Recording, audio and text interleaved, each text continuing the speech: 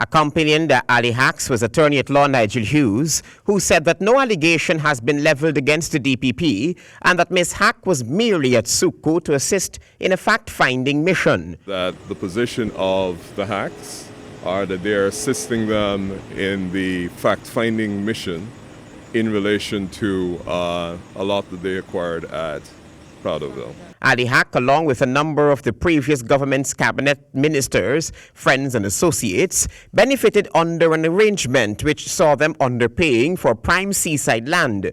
In this regard, one would expect that the DPP would recuse herself from reviewing any aspect of the case.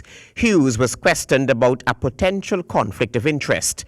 Well, I wouldn't imagine that in the circumstances, if it were ever to migrate to the stage where they thought that she might be responsible in some way or the other, that they would invite her to provide advice on herself. So I don't imagine that that would happen. And I certainly think that Mrs. Hack, were anything to be sent to her office in relation in which she is a potential party, would in any way participate in that process. Attorney Hughes did not say whether or not the DPP was asked by investigators to provide any documents. He also thought it prejudicial to say what were, if any, questions were posed to the DPP.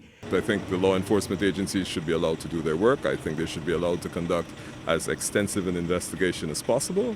And I think anything that we say in relation to the content of what they did ask might prejudice their investigation. And I certainly think that the Director of Public Prosecutions would be the last person who would remotely want to be accused of somehow by a public statement, either by herself or her lawyer, of somehow adversely impacting that investigation. The Prado Ville 2 investigation found that the sale of lands were grossly undervalued and sold substantially lower than the market value for the land, thereby depriving the state of its full benefits.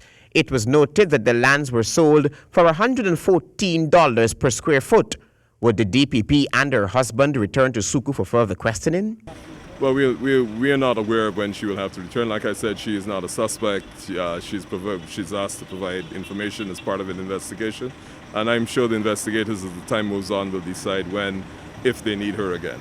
The ex-ministers who were said to have benefited are Jennifer Westford, Priya Manikchand, Clement Rohi and Robert Prasad, former President Bharat Jagdeo, who owns almost 2 acres of land in this scheme, where he currently lives, and former Army Chief of Staff and current Presidential Advisor on the Environment, Rear Admiral retired Gary Best, who was also present at SOCU Friday afternoon, among others. Travis Chase, HGP Nightly News.